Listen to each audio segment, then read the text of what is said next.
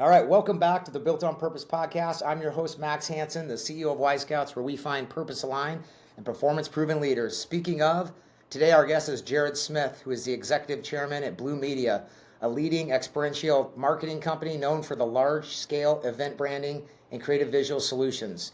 Jared has been instrumental in transforming the company into a leader in experiential marketing, known for executing high profile projects across sports, entertainment, and events. His journey reflects a commitment to creativity, innovation, and building strong partnerships that drive success. Jared, welcome to the Built on Purpose podcast. Thanks so much. Always awkward hearing, an intro about yourself, but that's cool. I'm here. Glad I'm here. Especially the second time around since I forgot to record for a couple minutes there, but we'll be better the second time around. All right, well, let's jump right in. Can you describe, again, the best to our audience, like the work that Blue Media, like what makes up Blue Media? Like what is it that you guys do? Our triple threat, if you will, is that we have production in-house and we have design, consulting, project management, and install teams for the services. So you bolt those together. That's how we get the nod to come and help produce these events. In-house, we have about 100,000 square feet of large format digital printing. We print really big things that can wrap stadiums, wrap buildings, wrap buses, light rails, those types of things. We also have a big, huge fabric division. A lot of things are going fabric now for wall murals and so on. We have a full fab shop, aluminum, steel, welding, grinding, paint booths, overhead cranes to build some big, heavy stuff, displays, and even crates for the other stuff. And we have a big wood shop with some talented wood guys in there because certain things should not be made out of steel or plastic or vinyl or banners. They should be made out of wood. It gives us kind of a higher end touch. We also have a tech division, which means we own a lot of projectors and lasers and all that kind of fun stuff. So that once we get done, doing what we typically do, and wrapping a building or something, we can then just make the thing explode and come to life with live video on skyscrapers. It's pretty crazy. Awesome. And then let's jump into like the events that you guys do, just so people understand the scale that we're talking about as far as bringing these events to life. So our years typically kick off. We got a couple smaller events in January, but then we go right into the Super Bowl. Actually, I'm sorry, we have the Pro Bowl, then we have the Super Bowl. This is our 11th year doing the Super Bowl, and when I say we do the Super Bowl, it's everything you would see if you were at the Super Bowl game that wasn't there when you went to that same stadium for a normal NFL game. So they really just jump up and dress up all the decor. We put the two teams that made it the Super Bowl in there. But when we say Super Bowl, people also don't realize that means the convention center, the airport, the city banners, the skylines. And then we're fortunate enough while we're there to pick up the work from the league sponsors, Pepsi and Bud Light and Goodyear. And there's a lot of Verizon. There's a lot of, league level sponsors. They're like, well, Blue Media is going to be there already. And they're doing the other three buildings. We should have them do ours too. So it really just puts a good bucket of work in place at once. I'm going to not necessarily get these in order, but we have the NFL draft. We have the Kentucky Derby. We have F1 Miami. We have the entire F1 Las Vegas Grand Prix. A lot of PGA events, World Cup. We're working on FIFA right now. I mean, I think we've taken banners and stickers about as far as you possibly can. Yeah, and keep in mind, I've known Jared for a long time, probably, out of those 27 years, maybe close to 25 of them, maybe. And so I don't want to tell his story for him, but if I remember right, their business model was printing signs for golf course tournaments. So like when you go to a golf course, like the sponsor on like each hole or whatever, the hole in one hole. And so he's taken that. They had like one plotter to start. So they've taken this a long ways. Let's talk about that, kind of beginning, like when you look back, like what were like the big kind of milestones in getting to these giant projects and, taking stickers and small banners into like wrapping cities in buildings. Sure. Well, I think, like my entrepreneurial history goes previous to Blue Media. I'll just go through it quick. I had a flyer delivery company delivering for Domino's pizza flyers, like $250,000 a week when I was in high school. Just staying busy. Then we started some skateboard and snowboard shops and bought a silk screen press so we could make T-shirts for the shops. Bought our first plotter so we could put, cut vinyl lettering on the doors of the stores. got into renting jet skis. We had kind of a lot of cool stuff going on. At one point, we were asked to consult for a golf tournament, and actually not consult, but to join the committee because they had been buying from us. They're like, all right, you're on the committee, you got volunteered. I'd never even played golf by this time. I still barely can play golf, but so I'm on the golf committee about what we need for a tournament. Come to find out, they need these T signs that can be printed on coroplast. They need some banners. They need some invites. They need some embroidered golf towels. Blah blah blah. I get all done, and I slide this $22,000 check onto my partner Lance's desk. He's like, "What's this for?" I'm like, remember that little golf tournament thing they wanted us to help with? Apparently, we knew how to make everything that they need for a golf tournament. So I go, I'm going to look into this. So I actually did a little homework. There's 300 courses within a 30-mile radius. On average, they have 6 tournaments a month at each of those courses. Like it's almost 2,000 tournaments a month. Like we've done 4 golf tournaments, and there's 2,000 a month happening here. So I go, there might be something to this. So we put together the golf tournament group, and all it was one place that you could come to get everything you needed for a golf tournament. You wouldn't have to find the shirt guy and the sign guy and the banner guy. We did about 380 grand, I think, our first year in little plastic golf signs. Thought there was something to it. That little printer got turned into one that was a little bit bigger, so we could print the signs 2 at a time. That turned into Wells Fargo seeing some of that work and asked if we could help them with some grand opening signage for a new branch, just a new Wells Fargo branch. We said sure. But at that point, we found ourselves invoicing a bank from a golf company for signage. And even Wells Fargo's like, what the hell is this for again? Like, how do I code this? Who are you? So we came up with the name of Blue Media that was kind of generic enough so we could have to, stop building these little tiny enterprises and ventures and just shove everything under Blue Media. And at that time, we closed down all the other operations that we had, sold them, closed them down, whatever. Handpicked the best of the best from those organizations. One of our guys, I think Brian Howland, who's a sales executive at Blue now, he was a manager of one of the skateboard shops when we closed the skateboard shop and brought him over. And he's been with us the entire time. So yeah, I mean, it's just that, and it's kind of just a geometric progression. The medium-sized printer turns into a giant printer. We borrowed 80 grand from a buddy of RJ's because we didn't have any idea how banks really worked, and bought this super huge printer, nervous as could be. But in our world, we paid them off in 3 months because the machines are fast, and you get, it's per square foot of the stuff that's coming out. A couple years later, we bought an HP Turbojet, which was about $1 million machine in Spain. And that really put us on the map it was the equivalent, if you can imagine this in your business, 60 times the efficiency overnight.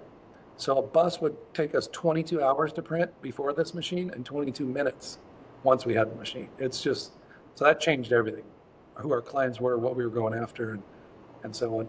We then used that to do our first professional sports thing, was for the Phoenix Coyotes. We did the dashboards, that go around the rink. So we started getting some stadium work. Some of those people, as you know, in the industry, they don't work for the Coyotes anymore. They went to ASU football stadium. We got the ASU football stadium job. It just kind of kept going. Chargers, Raiders, Kansas City Chiefs. We had been working for the NFL teams for probably 5 or 6 years before we got a nod to put an RFP together for the Super Bowl. And man, now it's just press the envelope. We don't have to work too hard to get the phone to ring. So really where we're at is a quest of how few clients can we have without concentration issues, to really white glove and cater to the people that need 100% of our attention. We went from 11,000 clients to 400, and our new goal is to get down to 100. And I remember Harlan Roberts, I think you know him, one of our sales execs. When I came up with this idea, we were actually moving into a new ERP system, and the IT guy in the hallway was like, hey, you want me to import all 11,000 clients? I'm like, we have 11,000 clients? No wonder we can't get anything done or help the right people with the right stuff. So I was like, let me think about that. So I put together this meeting. At the time, the sales team was 13 people total. So I called it Oceans 13, had it in a buddy's backyard that was pretty cool, and kind of made it an awkward day for them to remember that says, the message is, guys, there's things we don't have to do anymore. And we didn't realize it. We got past that hump. I don't have to sponsor that team in order to get that work, or I don't have to, put the back window for somebody's multi-level marketing thing on their van. Like, we don't have to do those jobs anymore. And I released that I wanted to get down to 400 clients. And Harlan raised his hand and he goes, let me make sure I understand this. your marketing goal is to fire 97.4% of our clients. I'm like, that's what I'm saying. And it took us a couple of years and we got there. And I think last year we had 200 and something. Wow. You know, going back, I mean, I remember when you guys were even doing like branding and from that standpoint, like designing logos and stuff like that. So I never thought of it this way, and I've known you a long time. It's like from the very beginning, you would start doing stuff and you'd have to reduce and simplify, from very early on. So that's, amazing. Like what else when you think about like the early days? Like what were you doing then that you're like, holy shit, I can't believe we're doing that work or that amount of effort, based on kind of what you see today and its simplicity and what you, It's kind of been that same, like, I can't believe we got that job since the day one till yesterday. Like, oh my God, I can't believe we got that job. We just recently built a 6D, if you can imagine what that is, 6D haptic, 360-degree, 4K theater on top of the World Trade Center to give people this experience of they're coming up the elevator and they bust out of the roof and they can see all of New York City. I just, this thing's amazing. Like we pulled out all the stuff. There's a rumble floor, so when fireworks go off at one scene, the floor goes boom, and then when the thing goes up in the air and goes boom, there's bass from the top and bass from the bottom, and fans and scent smells and stuff. But I just sit back like, how is it possible we're the best option for this? We're nowhere near New York City. I never built a permanent theater before. But I think at the end, I think people hire us the same way I would like to hire somebody else, where there's a thing you scratch in your head and you're like, I don't know exactly what it is, but I think this is the guy I want to do the job. Because if it goes wrong, they're going to fix it. They're not going to give up till it's over. And I like their creativity and they know when to push the envelope without having too much risk.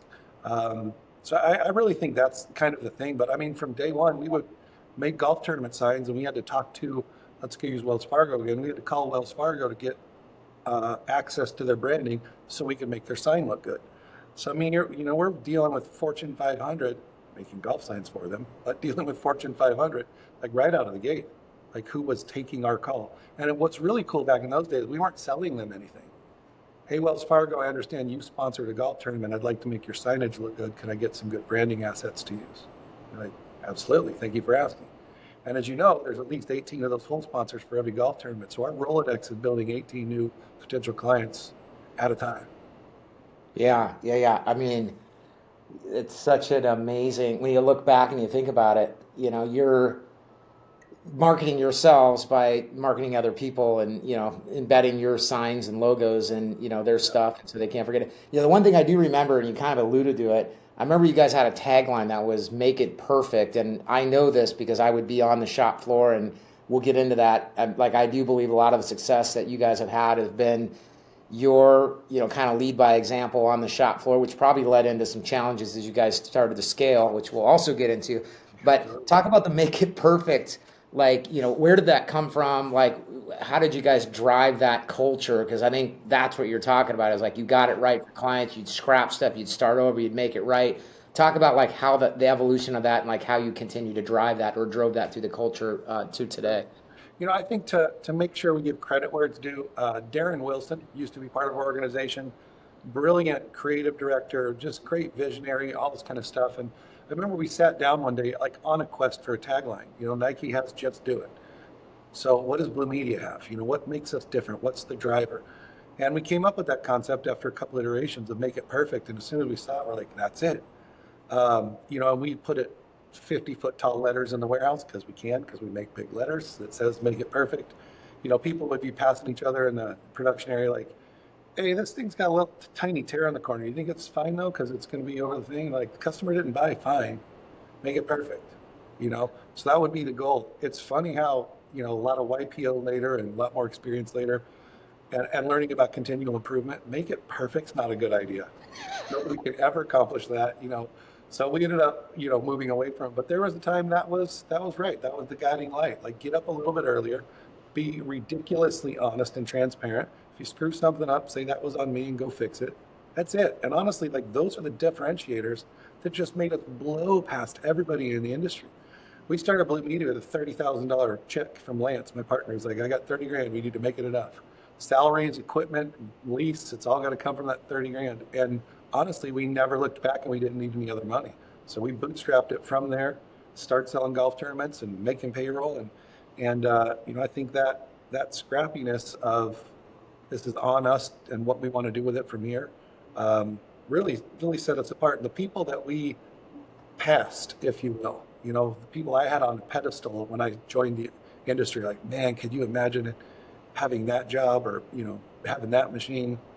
I mean, we blew past them at 400 miles an hour, just rocketed because I think it was because of the hustle.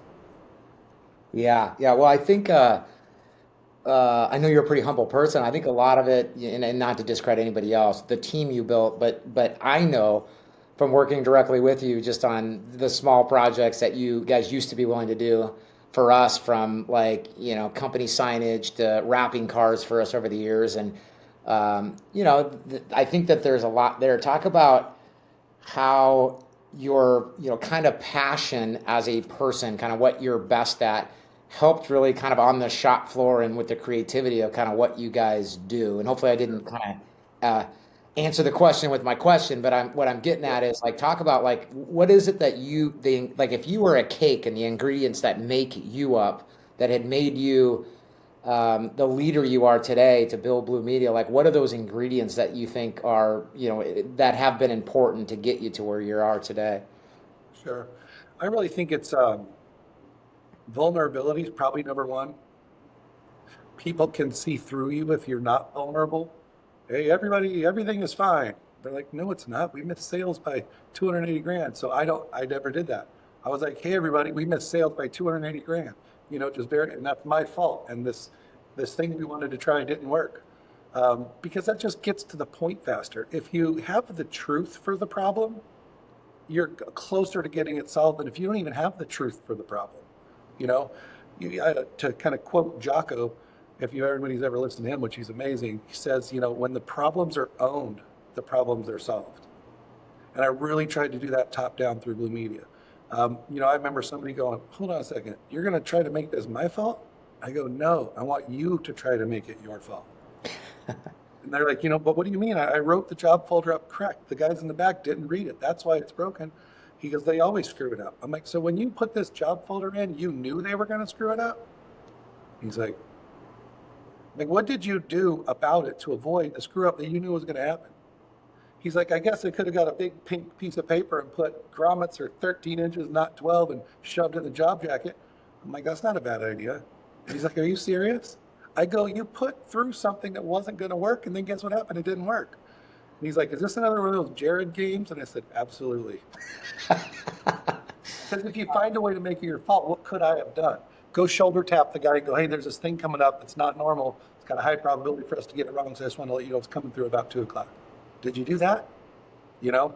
So I think those are the moves. Yeah, yeah, yeah. Talk about like a specific project that stands out that you like see as particularly like memorable or challenging, and like, how you guys overcome some challenges. Because I remember just like I remember a lot of conversations over the years of like some challenges, and Oh, like yeah. no way you guys knew how to over like what you're gonna do, but you figured it out. Like talk about like there's a one that comes to mind, anytime through the history of Blue Media Sure. that you'd want to talk about. I would say I could probably count 20 times when I'm like, oh my God, we overcommitted. How did we get here? Why do they think we're good enough to do this? I don't even know if we're good enough to do this. How did we get stuck here? It's rained for 7 days. Super Bowl's in 6 days. We got 9 days worth of work to do, but it can't be wet when we do it. How are we going to pull this stuff off? And honestly, what's interesting to your point is, let's say you're in that spot 2, 3, 4, 5 times and you've pulled them all off. When you're in that spot for the sixth time, you recognize I've been here before when we were done, out of commission, it was not going to work, and we pulled it off. So why don't we just keep going and see if we can keep that track going? I would say the most challenging job that we probably had no business taking on was US Bank Stadium, where the Minnesota Vikings play, hosted the NCAA Final Four basketball tournament. And it's in a football stadium. And they had a 250,000 square foot clear span roof made out of this material called ETFE that let light come through it. Well, the problem with NCAA basketball, one of their rules, they don't have many, is you can't have natural sunlight on the court. Makes sense? Every other state, because it keeps the stadiums all the same. So Apparently, after we did the Super Bowl in Minnesota, we got called back, and that happens a lot. Like, hey, I really like what you guys did with our stadium for Super Bowl. I've got a project I'd like to talk to you about. So they brought us back in and said, we have to figure out a way to close the roof or darken the roof. We got to have a game in here. And you look up, I mean, it is millions of rafters and I-beams and cables and lights, and it's an inflatable roof. Like you can't even necessarily walk on it. And so then you go up on the roof, you're like, maybe we could do something out here. And it's 70-mile-an-hour winds with 2 feet of snow. We're like, hey, let's go back down. We can't do it outside the building. Um, and we came up with an idea that we thought could actually work and pitched it. And they're like, you're hired. We're like, oh my God, we have to close the roof. And if we didn't do it, it was a $700 million impact to the city of Minneapolis. And they'd have to move the game. And we probably got everything finished and wrapped up about 6 days before the game. We worked on it for a year and a half. There's actually a Blue Media 480, that's what it's called, Blue Media 480 YouTube channel that has this US Bank roof darkening project on there. How we kind of systematically took the problem apart, Wow. dissected it systematically, and got it done. Yeah, I think the thing that amazes me, and should for the audience when they think about like when they have a project or the type of work that they have to deliver and manage a team to get it done, is Bluminia's projects will be in another city with all the elements, with a bunch of new variables that will pop in, and they got to go into the city, put all the stuff up, and then take it all down all in the same weekend. And I've seen this happen. I was invited to actually I think it was the Seahawks. It was a kickoff game in Seattle where you guys did I think it was after they won the Super Bowl. I think they were playing. I think they played the Packers, if I'm not mistaken. But anyway, that's where I was there and met some of the guys there, and then realized like once I saw the stuff, like they also had to take it down, and then you got to manage everybody in that city. Talk about like the complexities of that, and I think by doing that, maybe it'll help with people that are listening understand that their problems and how they have to manage labor and people depending on what business they're in like isn't really that complex. Absolutely, it is. I've finished before where I've got 3 huge monitors. I got all my spreadsheets up and smart sheets and my Gantt charts. And I lean back and somebody comes to my office. They're like, "Did you get it all figured out?" I go, "Yep." And they're like, how are we looking?" I go, "According to my calculations, this is absolutely impossible in every way, shape, or form. There's not enough time, not enough people, not enough good weather." So that's like I said, it just kind of starts to become normal. You know, and looking at Blue Media from inside out, I think that we are a very advanced logistics company that happens to have some printers and welders and guys that know how to put that stuff up. It is all logistics. What size the crate needs to be so they can fit 2 across in a semi and they can stack and we can load this into 2 semis. And how do you get a semi across the Brooklyn Bridge with the permit because it's only allowed to happen at this time? And that's just really what the whole thing is. But again, it's like anything else. We've been fortunate enough to concentrate all these events into one place, which speeds up our learning because we're not doing one of these every other year or two. We're doing 10 of these a year. And I think from that, you just start getting good. It's almost to the point where um, there's a bit of a feeling that I pick up on, and I've actually had a client say something like this. Like if your project, you're the client, and let's say Verizon putting on this big thing. I'm just using them for an example, and it's their big annual splash. They're gonna have it live on CNN, whatever it may be. You really want to risk not using Blue Media? I mean, you could. There's probably somebody cheaper. I'm sure there's some local guys that could do it. And at some point, I think somebody's like, "No, let's bring them in. This can't go wrong." And I think that's how we get the job. It's like fear marketing. If you don't use us, it'll never work. It's not because we're that great. It's because this stuff is that hard.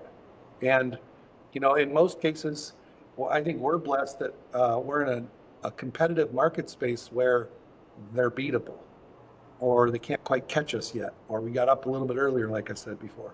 I think we can stay ahead of it and really just, believe it or not, be the best option. I do take a humble approach, but you've had clients like, "You guys got to recognize what you've done." And I said, the only way I can agree is if I was in your shoes, Mrs. Client, I probably would have hired Blue Media too. Now that I think about it, Yeah, I love that. And because then their job's on the line. This is the biggest thing they have to do all year long. It can't go wrong. You imagine how how many Super Bowls we could be like an hour late. Like, there's certain things we have to do at the Super Bowl for like a halftime show where we have 28 seconds.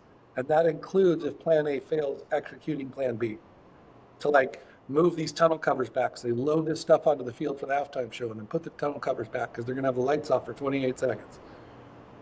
Like it's crazy.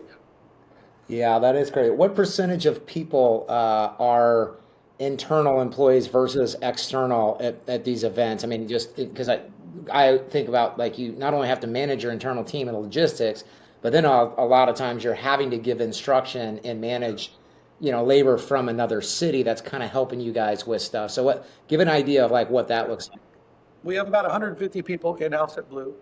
Um, we assign teams, so you're on the Pro Bowl team, you're on the draft team, and we try to mix that up a little bit to get exposure and cross training in case this person's not able to go. Two other people know how to do that job.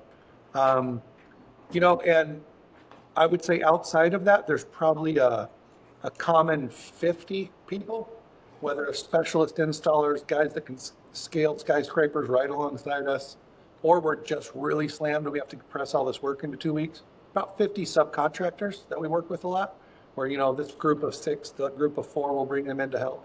And what we've learned is because these events are so massive and need, 50 people there for 40 days straight, we can't employ those people year round. Because number one, if it was the same crew, they would die. I mean, you talk about accomplishing the mission, blood, sweat, and tears. These days sometimes are 20 hours. It's cold, it's raining, you're getting yelled at by 60 different people. The police are putting in road closures and we're moving those out of the way. And the NFL tells them, let them do it.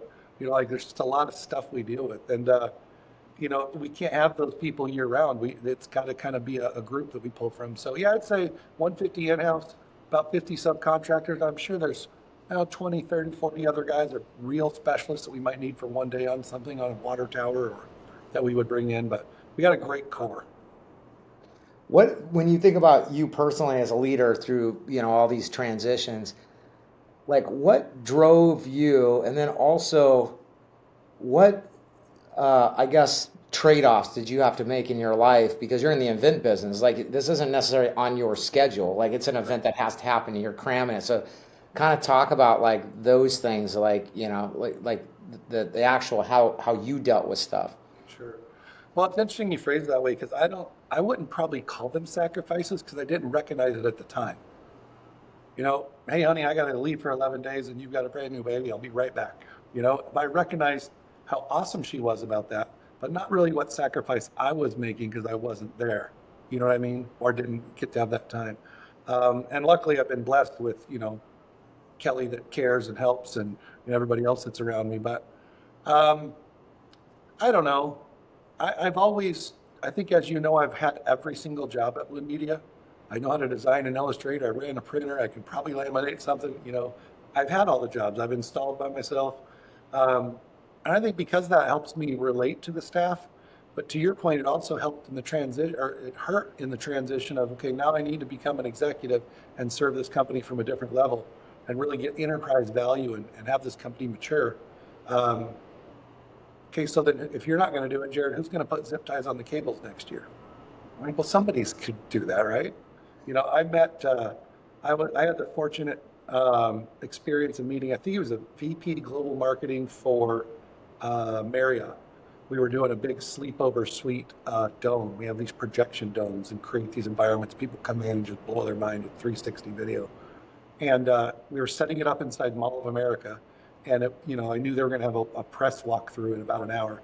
So I'm like, gosh dang it, guys, we can't have these cables over here. Like, let's get this thing straight. Doing what I do, straighten that up, throw that away, get a trash bag. Just getting ready because here comes the client. We've been building for 3 days. So all of a sudden we have 20 minutes left. Those cables still aren't done. I grabbed a bunch of zip ties. I found that it was easiest if I actually just laid down on my back because I could get them all quicker. I'm laying on my back, putting on a zip tie. When Darren brought the VP of global marketing from Marriott, and he's like, and that's our CEO. And I'm laying on my back with snippers. And I'm like, oh, that's not good. That's not a good look. So it took a while. It took a while for me to be okay not being that guy, for me to get out of the way and let people learn. In some personal coaching, they would call back and say, hey, Jared, how was learning how to delegate better. How's that coming? I'm like, you know what I found out? I didn't have to delegate my work to somebody else. I had to get out of the way because it was never my job in the first place. You know, Yeah, yeah, and yeah. I've No, been pleasantly surprised that, like, okay, you guys think you can handle the entire Pro Bowl without me? Go ahead. I'm going to sit home. I'll be nervous, but I know you can do a good job. And the client sends a letter afterwards. This was the best Pro Bowl we've ever had. I wasn't even there, so I had a lot of stuff to learn about myself that it'll be fine. yeah. The one thing I love about you then now is how much you're actually into the creativity of like the projects. I mean, obviously we've, wrapped cars together and for like one-offs things for Gumball and like those cars look so good and we're like everybody commented on like on the design and just everything that went on. So I think like that piece did that naturally come? Is there anything that you did prior in your life that like had you like very interested in like the look, the design? Like where do you get that from? Look and design, no, not really. But like to your point, the tinkering, the disassembly, the reassembly, the Rubik's Cube, the spreadsheet challenge. Um, I think I've always been ridiculously curious. Like I remember, I think I was probably 7 years old. My parents bought a broken tape recorder from a garage sale, and my dad, when he handed it to me, he goes, "You can take this whole thing apart." I'm like, "Yes." So I'm taking out all the screws and the little motor and whatever, little lights or whatever goes in the tape recorder. Like that was really cool to me to be able to tear that apart. And now it's kind of the same thing. It's just they give us the keys to the stadium. Like we trust you, go do what you do. But first of all, I love when nobody else can figure it out. I don't know if it's, pride thing, a cocky thing, a hero thing. I'm like, step aside. I'm going to show you how to get this thing done. Like, I love that. I love finding the answer. Like, kids, you can imagine if we ever played Escape the Room together, like, I don't let anybody else help. You be quiet, sit over there. I've almost got this. You know what I mean? Like, I want to solve the puzzle. Um, and for the most part, that's been a good driver that I want to solve the puzzle. Sometimes I think, to your point, I could get so distracted by solving the puzzle. Hey, everybody, check it out. I solved the puzzle. And they're like, great, but we're about to run into a brick wall because you weren't steering the ship for the last 8 hours while you were working on that puzzle. I could get distracted by the puzzle. How did you get yourself out of that? Like, I mean, obviously that there's a gift in that you're very interested in the work and kind of leading by example. But what was the transition like? Like, and what was the forcing like function to get you kind of out of the weeds, to get to like, where you guys are today, to get you, quite frankly, in the executive chairman seat, and not really, in the weeds and more on the business now. Yeah. It was interesting. It was kind of part of the natural progression of Blue Media. When Lance Davis started this company with me, he put in his 20-year notice. As a matter of fact, it's up on my wall. He gave me a 20-year notice because this was August of 97. So he said in August of 2017, I'm out. I'm like, you're quitting 20 years from now? He's like, yeah, on that date. And I go, what if you're leaving money on the table? Or what if he's like, his dad died early, I think at a baseball game. And he's just like, I'm not going to have that happen. At 20 years, I'm done. I'm not going to, wherever I'm at's where I'm at. Whatever money I have is the money I have. So, about a year leading up to that, he's like, hey, got any thoughts to how you're going to get me out of here? I'm like, for what? He's like, for my 20-year resignation. I'm like, you were serious about that? And he was serious about that. So I remember, for those, I think a lot of people that might be watching or listening to this understand what YPO is. I have a YPO forum. It's an extension of kind of my own personal board of directors, if you will. And it was my turn to present. And I came in with this list and I was like, I had copy for everybody. I go, those are the 7 things I need to get done in the next 6 months. And it was buy out my partner, this multi-million dollar business, form a board, uh, completely revamp the entire executive team, build a sales structure, install a new ERP, and move buildings across the street. And they're like, yeah, right. But some of this was like that the lease was up. We got to move over here because we outgrew the other space, and Lance was serious. Luckily, we were able to put together a bunch of guys from YPO that helped me get Lance bought out.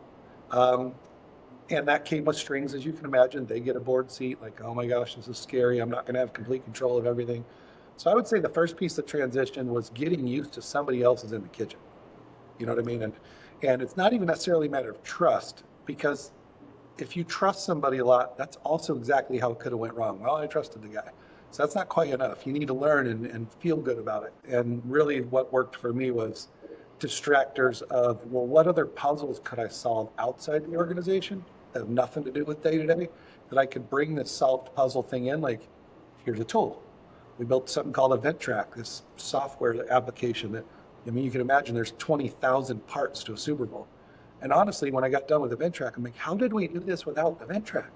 Like it keeps everything in the status and the dollars and the, the approval and the proof and who's installing it and how many print hours is that. It wasn't all in one place. So it was like I could do that. So I went to put that all together and that changed the face of the game. And then I also kept noticing when we were at events, like people have to rent scaffolding and then they wrap banners around it for like enter here. It just looks like crap because it's a banner wrapped around a scaffolding. It'd be really cool if there was some kind of modular tower that had nice right angles to it that was like purposely built to be wrapped and you could tear it down and use it every time. So I kind of put together this modular tower system of here's some outdoor event furniture, for lack of a better word. These totem signs that are 6 feet, 9 feet, or 10 feet. Big steel bases. They're rated up to 45-mile-an-hour winds. I'm like, if I was putting on an event, this is the stuff that I wish existed. That just doesn't, because nobody's going to go make that just for people that do events. You would have to have like 5 or 6 multi-million-dollar jobs a year in order for you to have the client base to sell this stuff to. And I'm like, we do have that. The NFL needs this stuff. The NBA needs this stuff. NHL needs this stuff. F1 needs this stuff. So we put that together, and we did 3, 4, 5 million bucks in that modular tower system in the first 6 months because it filled the need. Now, what was a big bummer is that put a big spike in our revenue, or a good spike in the revenue. And the next year, they didn't need that stuff because they had it already. So we sold them all this, durable goods, which is not typically what we would sell. So we had to get used to like, okay, now we're going to have the guys weld. Yeah, yeah. No, that's it. So, was there what continued to drive innovation? Because like it's it kind of just rolls off your tongue, and like one thing led to another, and you're making a banner, and then the next thing you're making a bigger banner, and then the next thing you have 50 video cameras creating a 3D image. Like, how do those ideas come about? Are they like clients asking for better experiences? You and your team thinking about like what else can we do to up our game, or what do you think are the driving factors that have gotten you to continue to Yeah. build the thing on top of the Empire State, or was that what it was, or the World Trade Center? Yeah. Um, I would say in the beginning, it was out of need.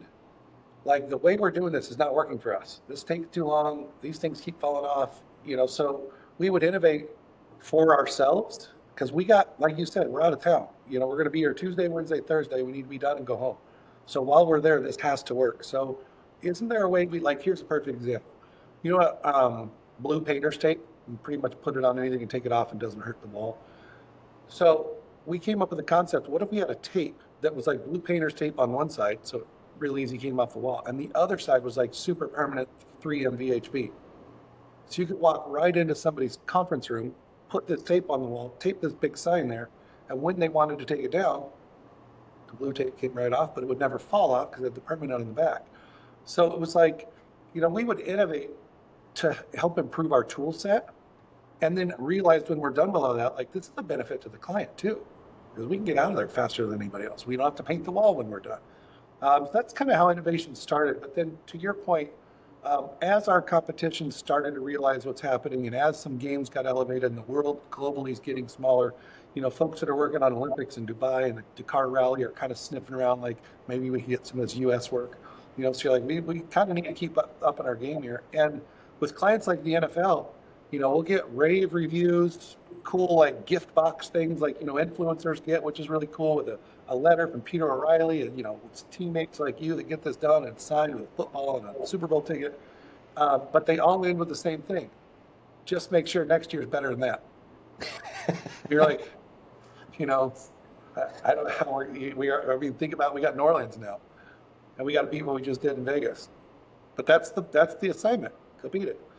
Because you and I are both Porsche guys, I remember seeing a poster one time where there was a bunch of engineers in a Porsche conference room, and he was like handing them the J.D. Power and Associates Award or whatever, best automobile, whatever, car and trend, motor trend of the year, car of the year. He said, congratulations, everybody. I've got a new assignment for you. And he flips over the flipboard and it says, make the 911 better than last year's. But it's funny because you could tell like that's what the last 20 of them said, just make the 911 better. get started. And it's a weird thing. Like you could imagine if your job was to make the 911 better, you would have poured every piece of creativity and efficiency and carbon fiber you possibly could. You get all done. It goes to SEMA, it gets, whatever, blah, blah, blah, it's rolled out and everything's a huge hit. And they're like, okay, I need it faster, lighter, and cheaper. You're like, than that? And you have to keep doing that. So I don't know. I think that's what it is. And we really, as you could probably pick up through me, we have a good time doing what we're doing. It's entertaining. We're not raking the leaves. We're not selling insurance. So it's we have cool toys and cool clients. That helps. Yeah.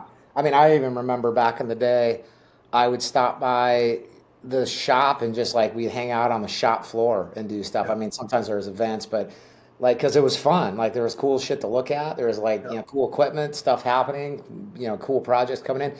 Let's talk about like we call them kind of trade-offs, but like, what are some of the biggest like learning lessons, or like if you could go back, what are some of the sacrifices you made? And like the question I always like to ask, and I answer it different every time somebody asks me, like being an entrepreneur is hard, and like was it worth it? And like what was worth it? And then like what wasn't worth it? So like, talk about like maybe some personal things and things that you went through to have all the successes to keep up with all the innovation that you're talking about that you would maybe tell an earlier version of yourself. yeah. I think it was worth it. I really do. I think what's ahead of me has some decisions to be made. Like, will that still be worth it? The whole thing. When have you hit your number? How much? When are we gonna come home and spend time with kids? So I mean, I have some decisions along those lines, but I don't want to have any regrets. So I don't think even as I get that much further along, I'm gonna regret that I stayed longer or something, because I don't think I will. I'll continue down the path of operating with intent. Why did you build Blue Media in the first place? Well, probably to take care of my family. Is that still why you're at Blue Media? And are you taking care of your family the most by being there or by not being there? Which one of those is taking care of your family better? So there's definitely some decisions to make. I would say, as far as actual sacrifices and from an entrepreneur standpoint, I'm just going to go straight to it because I'm vulnerable and honest. It was salary. We didn't do a distribution for 20 years, 20 of the 27 years. I think 7 years ago we did a distribution of 53 grand. I went to the show, we split it all. We split 53 grand. I got a check for 20 or whatever it was, and I'm like, this is fantastic. That's one of the biggest checks I ever got. But while we were doing that, we paid cash for all of our equipment. We paid cash for our trucks. We paid cash for our Sprinter vans. Um, we didn't want to do a deal with the bank. We got a $5 million line of credit and zero on it because we're not trying to borrow any money. So I think all of those, that was probably the biggest sacrifices. I mean, you remember, I'm wrapping your car so you can go to Gumball, and I don't have that car, and I can't go to Gumball. It's a little bit different now, but that's probably what the sacrifices were. Lance would come into my office, and he just, to be a smartass, he'd put a brochure down of the Ferrari F430 for 218 grand, or the HP stitching machine for 218 grand. He's like, which one do you want? I'm like, oh, dude. You know what I mean? So it's a Yeah. conscious decision. No Ferrari, no fun stuff yet. We got to keep going. The one thing that and I'm not trying to put words in your mouth, but it's been happening to me more lately in the last year or two, and just actually happened to me not that long ago. But I hear people, talking about like, and I always know like, the journey was just fun. You know what I mean? The climb and like the work and the like all the stuff that we're talking about. Especially hindsight's like, yeah, that was a blast. It was stressful, but like achieving stuff. But now I'm kind of like, as I approach 50, which I know you're just over that. Uh, Now I get stuff, and have getting stuff and having stuff is totally different. Like I'll get something, and then once I have it, it's I enjoy it, but like it's not nearly like it used to be. You know what I mean? Yeah. Now I'm like, well, I have that. I've already had that before, and And what's this, tricky for me is on that same thing. Like let's take a red 911. Let's take maybe a 1985 Cabriolet slant nose 930 turbo. Let's yeah. say that was a poster that I had growing up, hypothetically, of course. When you get that car, I mean, like I honestly had tears going like this. Kelly put her arm around me. I'm like, stop. Look at. It was a big day. And it wasn't that I was able to finally achieve the car. It was that I knew in order for me to ever get that car, I was going to have this done first, kids' college fund done first, this thing paid off, zero debt. Like I was going to get all the way to there. So seeing that car just meant I got all that other work done. Um, but to your point, there was something odd that happened like a month or two later. Like, hold on, that poster was my North Star every single day. And somebody's like, well, that seems a little materialistic. I'm like, it's not about the money or actually that car was just the drive. I was attracted to get up early and work, and there's things I wanted to do. Well, what happens if they're in the garage? And then who are you going to go cry to about this problem? You know what I mean? Yeah, yeah. So Well, no, I think that's great. I think you can like the start. street light kind of starts going out, starts getting dim Yeah, when prize isn't there anymore.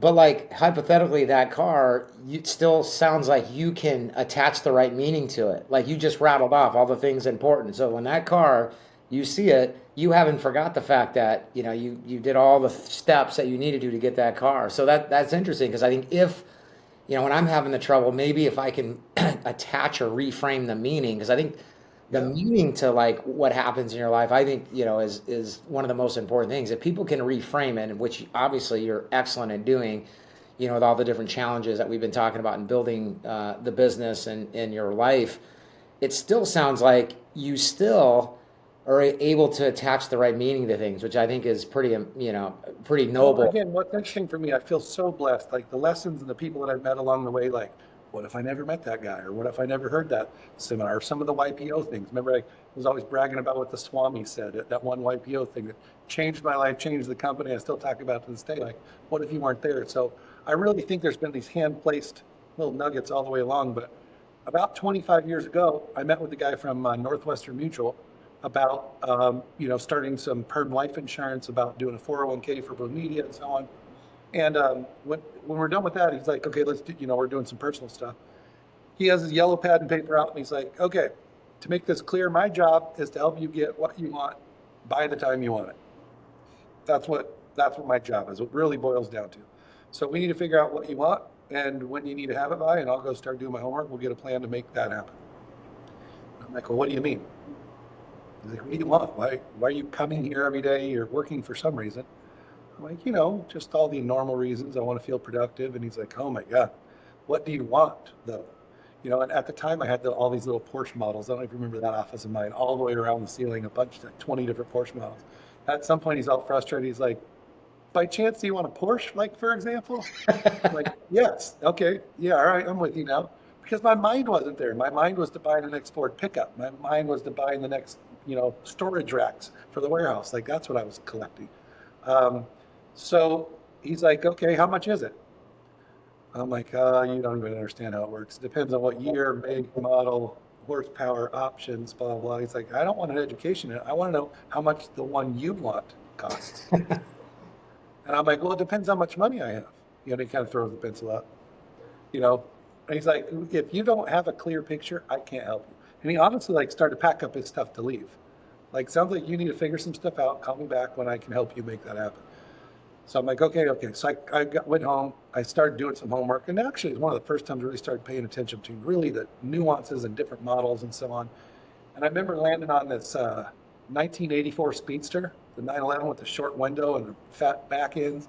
They're a little bit shorter. And I think it was like a European Auto Trader. I cut it out and I went back to the office the next day. I think I faxed it to him. I'm like, yeah, I found the car. And it was probably, I don't know, this was in the 97, 96, 97 range. It was probably 70 grand or something like that.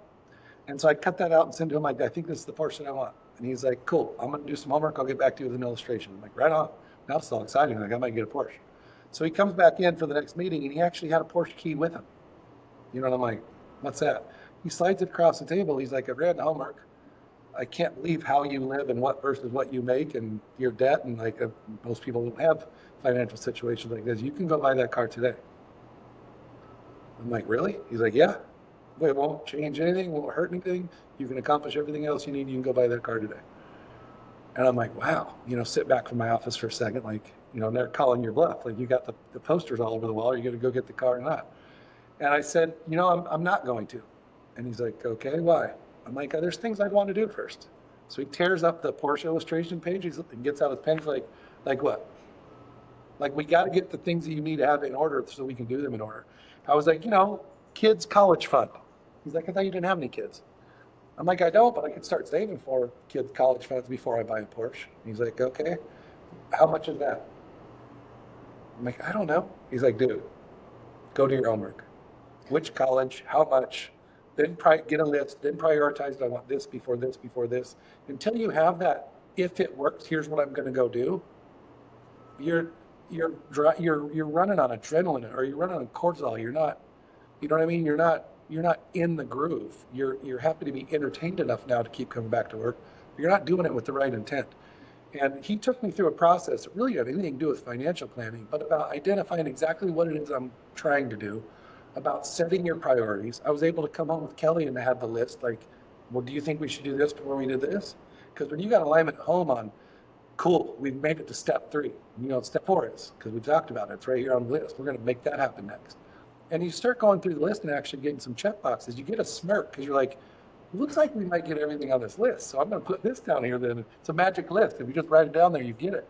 So it was really a big day when he told me I could go get that car. And I told him I'm not going to go get it yet. And he's like, How long ago was that? 25 years ago. So again, like in the way things work for me, he was a brand new agent at Northwestern Mutual. I'm a brand new client, didn't really know anything about anything.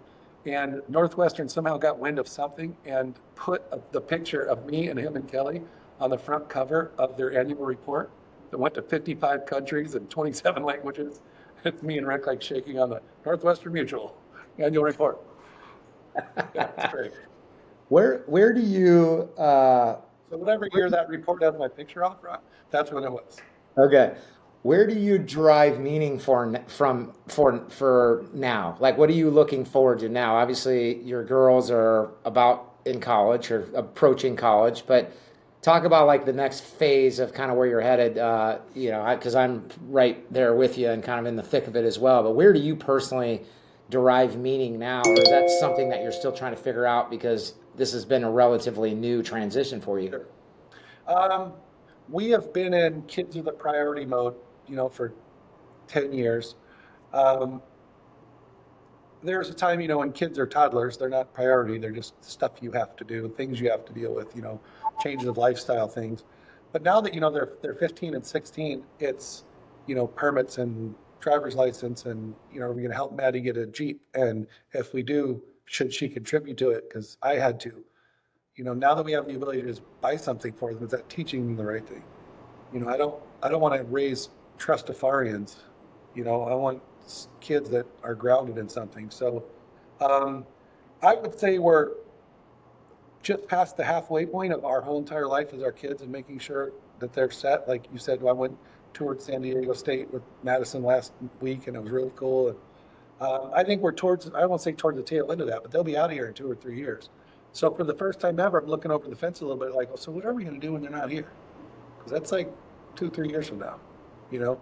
But what's really cool is I'm arriving there with options. We could do this, we could do that. That's what I think is really cool. What are the options? I mean, what Um, some things you're thinking about? Downsize the hell out of this property I live at. It's like, I feel like I'm the facilities manager, not the owner of this property. Like there's always stuff to do.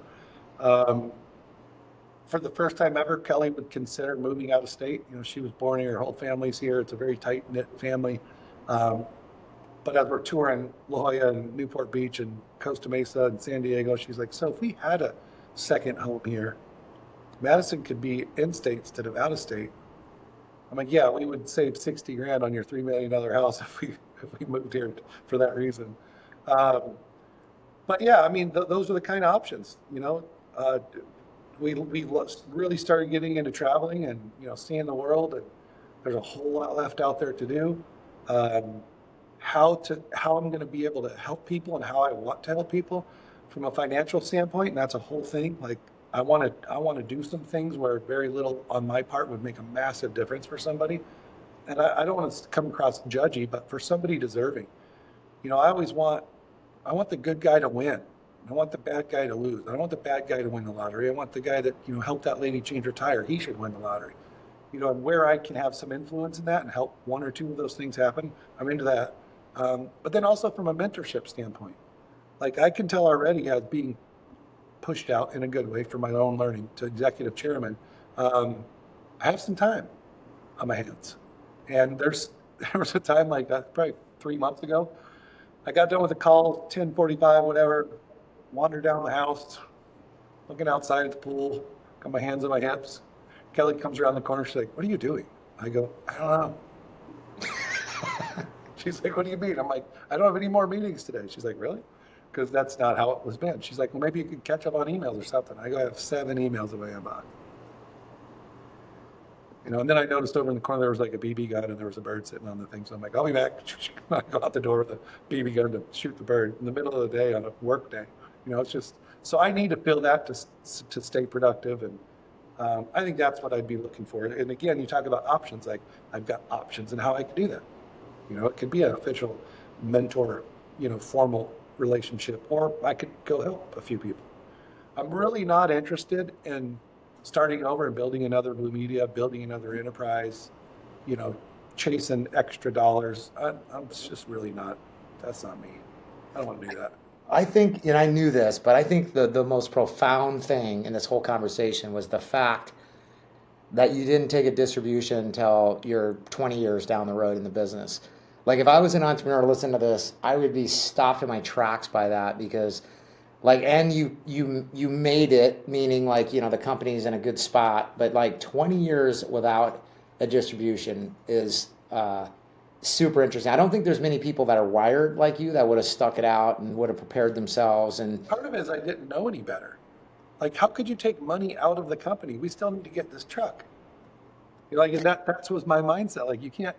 And as you can imagine, like we'd have our little, owners meetings with me, RJ, Darren, and Lance. Like, all right, what are you guys thinking for a distribution? RJ's like, we could probably do something like this. Darren's like, I was thinking this. Lance goes, I was thinking 0 because we got a lot of work left to do. I go, I'm with Lance. Meeting closed. Thanks, gentlemen. We'll see you next year. Like that's how that went. It's how it went every time. And RJ and Darren are like, all right, well, whatever. But they got to reap the benefits too of doing things in that order. yeah, yeah. Well, man, I'm excited to hear and follow, obviously what you do next. I mean, I am lucky to have you as a friend and continue to follow along and super proud of you for everything you've done. And I know, you and the team, but you've really accomplished a lot. Is there anything that I haven't asked that you would ask if you were me? Hmm. That's an interesting question. I think something that comes to mind is, the biggest change in thinking that happened for you when you started as an entrepreneur to what was the most recent big change in thinking? And the way that I would answer that, the most recent big change in thinking was just 100% perspective. Everybody talks about perspective, but to stop for a second, think about it. Like, why do you have Blue Media? Well, why does it exist? Well, like I said, take care of my family. Okay, so what steps does that drive what you're going to go do tomorrow to make sure that that's why you have it? You have it to take care of your family. Are you steering it to take the most care of your family with your time, your money, and so on? Also, perspective of, when I brought in the investors that came and helped me buy out Lance and took a board seat, and they came up with everything you can imagine. We had to do mission, vision, and values. We had to do, we had to do audited financials. They just sucked all the fun out of it, is what my mindset was at that point. But I didn't understand, until you have something in enterprise value, you really don't have an asset that's marketable. You got a bunch of dudes that get stuff done. That's a rogue crew. And nobody wants to buy a rogue crew. And, if that's part of my journey, then what steps am I doing to put a bow on this thing and actually have it be marketable without my hands on it? How do you make this thing be a product on its own? And I'm just my perspective of, I always was pretty good as far as being respectful of others, and I do want to hear what they have to say. But I have that thing where I know what they're going to say. I could see why somebody like them would say something like that. Like I had that little chip with it at all times. And the farther I get down the road, the more I realized they were right. And you hear this. It's so that if I have regrets, it's that I heard this when I was 15. Someday you're going to think back and realize I was right the whole time, from my dad or whatever. And he was totally right. You get old enough to find out what they were talking about. This is a perfect case of maybe you can close this out with. We brought in this guy. His name was John. We'll just leave it at that. We brought in John at the time we brought in the investors. He's going to go through Blue Media, top to bottom, make an entire analysis, SWOT, the whole thing about what needs to happen over here. And he hated me. He would ask questions like, "Hey, where do you guys keep your SOPs? Standard operating procedures?" He's like, "Yeah, standard operating procedures." I'm like, "What do you mean where we keep them?" He's like, "Oh my God." So he would leave. I'm like, I'm failing every test this guy has. So one day we were walking by in the hallway and he kind of gave me like rolled his eyes. I'm like, "Dude, like at some point, I've turned enough cheeks." And I go, "Can you come in a conference room for a second?" He's like, "Yeah." I go, "John, since the day you've got here, you've been extremely rude. You, you bark. You're not winning anybody over. Blah blah blah." And I'm like, "And I don't even understand what your problem is. We're setting the world on fire, setting records right now." He goes, "Well, let me address those in order. As far as setting records, I don't know how you blindfolded morons wandered out of the forest into the field you're standing in now, but that's not going to continue like that. So we need to get you some GPS equipment so you can have an intent to go somewhere." He's like, "But outside of that," he's like, "there's not 1 ounce of quality in this entire organization." That's how he talked to me all the time. And behind him is this wall mural, 10 feet by 20 feet, of this picture of downtown Phoenix, like from a helicopter with searchlights, the stadium's wrapped in lasers and Bud Light Village and all this stuff, these 20-foot tall letters, XXL, whatever. And I go, "John, turn around for a second. How do you think we get that done without one bit of quality?" And he leans forward and he goes, "On the backs of people that don't work here anymore, funded by margin erosion."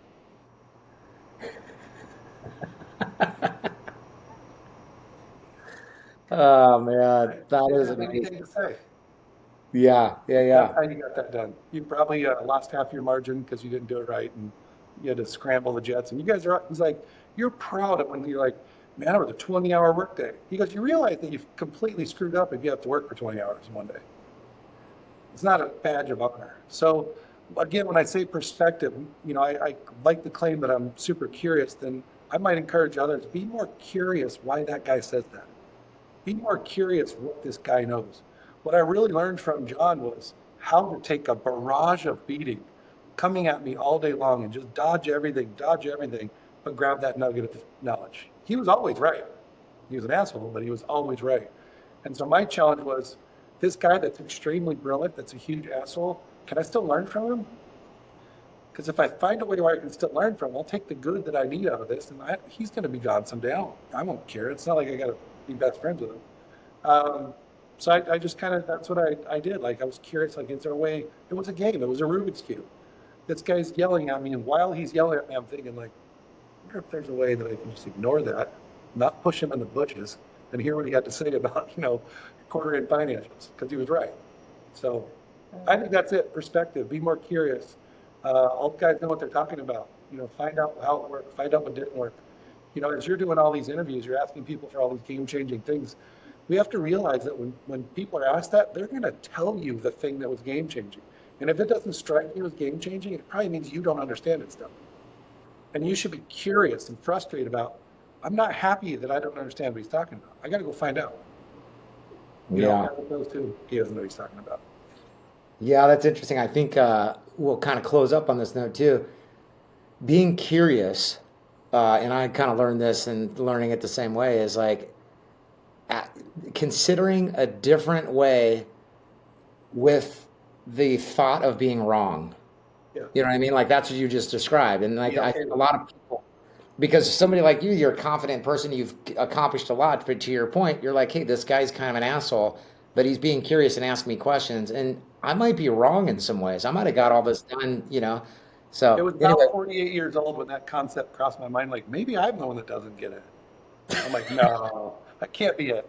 But I will tell you what, when I figured out that I didn't get it, if you realize you're the one that doesn't understand, you don't get it, you're walking into an area of experts that you put them on a pedestal and you're the one that doesn't get it, you learn from those people. if you think they don't get it, you're not learning from anybody. So the second I figured out that maybe there's a couple things I could probably, tune up my skills on, and by that I mean everything, because I didn't know anything about business all the way to that point. Um, the answers are there if you can close your mouth long enough and open your ears long enough to hear them, and then go contemplate. Don't be so quick to answer. I Awesome. still battle with it every day too. I really do. I mean, that concept of, listen for a reason and listen with intent, and, take what you can out of it. It's because it's just so easy to be in the mindset of, how many more minutes is this conversation going to take? Because I got something I got to go do. That's an easy thing for me to fall into. Yeah, yeah, yeah. No, I think we all fall into it. Well, I can't thank you enough, man. Yeah. This was an incredible interview. I appreciate you being a guest. You've been listening to the Built on Purpose podcast, brought to you by Y Scouts. You can find all of our future and past podcasts at yscouts.com. Jared, thanks again, and hang on for a sec while it renders. Very good. Thank you for having me.